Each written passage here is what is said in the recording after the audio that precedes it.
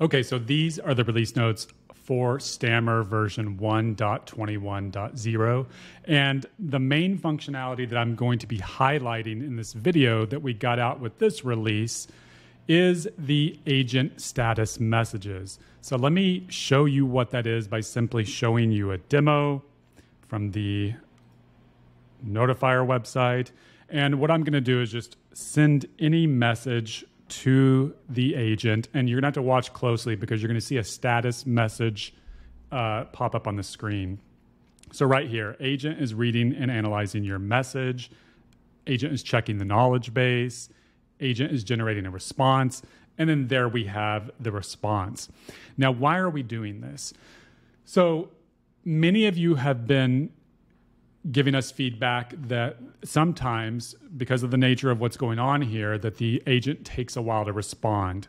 And this is also the case with a lot of humans, right? So often whenever you're using a chat messaging system, a platform, especially something like Amazon's customer service, that agent can take minutes to respond while they're analyzing the issue, right? Chatbot is much faster than that, but it certainly can take a few seconds. And what we're doing here, though, is mimicking the approach they use to provide a better experience overall, because as long as you know that something is indeed happening in the background, something's ongoing, then it provides a better experience for your customers, and it exactly mimics the experience that they're used to with other chatbots in their lives. So that is the first thing we're doing to speed up the perception of the overall experience. And let me show you, because this is settable. That is not static messages that you see there. You can actually set that. So we can go here to the actual notifier chatbot. Let's go to the dashboard. We can click here. Then we can go to appearance. And here is the default status messages. Now, I believe for all new chatbots, I will need to double check on this to make sure, but I believe for all new chatbots, this is enabled by default. But if not, you can come in here and just check this checkbox and set it. And then you can customize these messages to be whatever you want.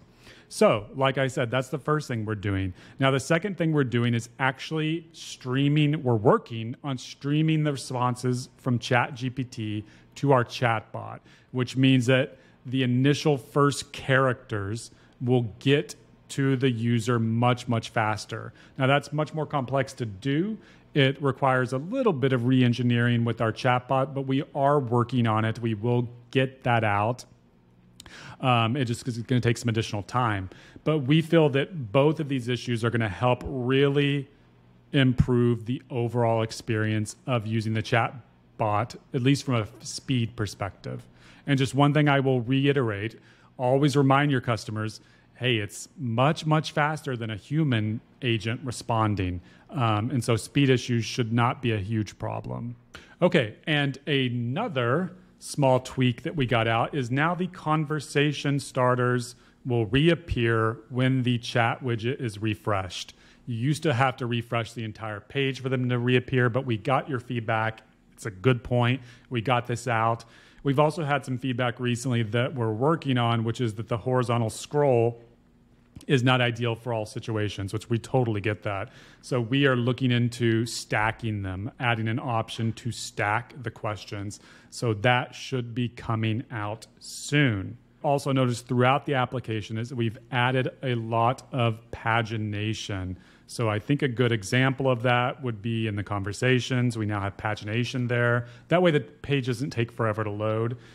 We also have it in the Q&A section. So that's another thing we've gotten out recently. Another small functionality that goes to usability is that when you navigate now away from some of these key text areas without saving the data, it will prompt you. This was actually, causing issues because I was navigating away from these text areas and forgetting to save them. So now that will warn you and prevent you from going away. Let us know if you see any of these text areas that do not have that capability, and we will quickly get it added. One other issue that we fixed that I want to mention, I can't really show this issue because it no longer exists, but on iOS devices, so iPhone essentially, there was a temporary issue with the chat widget to where it was affecting the way it pops up and it wasn't popping up properly. We fixed that. Now, that was a very hard one actually to get fixed, but we discovered the issue, fixed that. But I wanted to mention it because if you see any issues like that, let us know. Please open a ticket. That greatly helps. Also, one thing I've been trying to mention to all customers who open tickets, it is so valuable when you all put good descriptions in the tickets, but what is also just as valuable, if not easier for you to do, and we love this, just use Loom in order to record a video. That way you don't have to type up any crazy complex instructions or even do a screenshot. We use Loom for everything here at Stammer. Highly suggest you start using it also. I guess at this point I should be getting kickbacks for that. But Loom is honestly a fantastic tool, and it really makes reporting errors like this just incredibly easy. It's so much better when you can see a video and you are just having to explain what's going on. But that being said, we totally get it if you don't always have time to do that. Also, another thing we got out is for the scheduling. We will now send email notifications to the host and attendee. So let us know if you have any issues or need reformatting of those messages. Overall, we also improved the size of the chat widget. We adjusted the sizing of the chat widget to make it a little bit wider and a little bit taller on both desktop and mobile devices. So as always, let us know if you have any feedback on that resizing. Okay, and the final thing that I want to mention is the lead prompt and the scheduling prompt. Now, I'm actually going to be making videos for each of these, so definitely stay tuned for that. But in the meantime, let me kind of explain briefly what these are. So in order for the leads functionality and the scheduling functionality to work, we had to create capabilities for ChatGPT in order to tell it essentially how to use that functionality.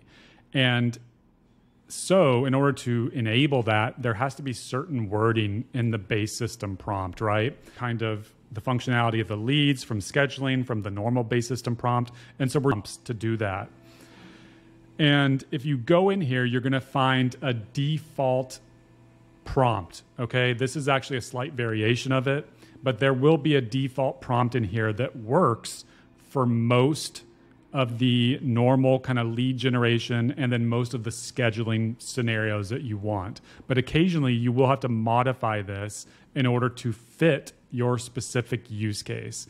And like I said, I'm going to be creating videos on all this, but all you have to do is come into either the lead section or the scheduling section, and you scroll down to this base system prompt area, click here, and then you can edit it, make your changes, and then click save. Now, you may not know how to properly edit some of this, so you're going to have to look at those videos, but I wanted to tell you about this in this release notes video. Now, eventually what we're going to be doing, because one thing that becomes a problem, right, is if you didn't know about those prompts, you wouldn't know that they're getting appended to the base system prompt. So we're actually going to be putting a representation in here of those prompts so that you'll know that they exist. And over time, we're going to be completely improving this prompting functionality, adding some kind of default prompts that you can select and use to try various personalities. And also, we may take this base system prompt and kind of move it to its own page with additional kind of templating functionality, because honestly, the base system prompt is, as one of you all said in the office hours yesterday, it's the soul of the chatbot, and it's one of the most important things of the chatbot. Now, of course, you know, if it's the soul of the chatbot, it really can't do anything without those tools or those appendages, arms, legs, that allow it to get certain things done, right? And those are the leads and the scheduling functionality. So that is a good way to think of it. But like I said, I'll be making videos on this, so please let us know if you have any questions about it. Okay, and that is it for this release. Now, you all will have to stay tuned because we do have a lot of great functionality coming out soon. We're going to continue to be shoring up the speed of the platform as well as the reliability. So that's going to be a heavy focus, as well as getting any small edge case bugs fixed. So please continue to let us know about anything you encounter. We're also going to be adding functionality we have a Facebook Messenger integration that actually should be almost done. So we're going to be getting that out soon. And then we also have the group booking functionality that we are still working on.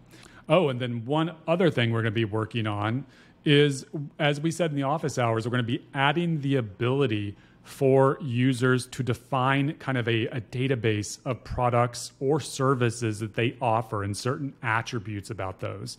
And then we'll provide a functionality for the bot to be able to easily search that database so that it can have great information about your entire product database, right? So if you have a list of or a database of 1,000 different products for a customer, they can in theory put them all in there and the bot will know everything about them. Whereas using the knowledge base functionality, which is actually based on kind of a semantic, which means search based on meaning, it can't have that type of functionality. So this will be great for that kind of use case. And later on, we're going to be adding, direct integrations to various e-commerce platforms. So we've heard Shopify is a big one. Please continue to let us know if there are other big e-commerce platforms that we need to be able to connect to, because we certainly can consider that. But that should be it for this release. As always, please keep all that feedback coming. The office hours we just had was an amazing one. So much great feedback in that office hours. And if you have any other questions, would love for you all to join our Discord. That is actually one of the fastest ways to start communicating with us. Thank you very much, and we will talk to you all later.